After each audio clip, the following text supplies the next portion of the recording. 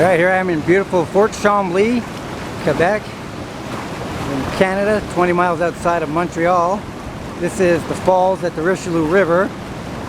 I'm in Fort Chambly. Across the river is the town of Richelieu on that side, and you see the rapids go around the corner about 3/4 of a mile, and at that corner there is historic Fort Chambly, built in the 1600s as kind of a garrison and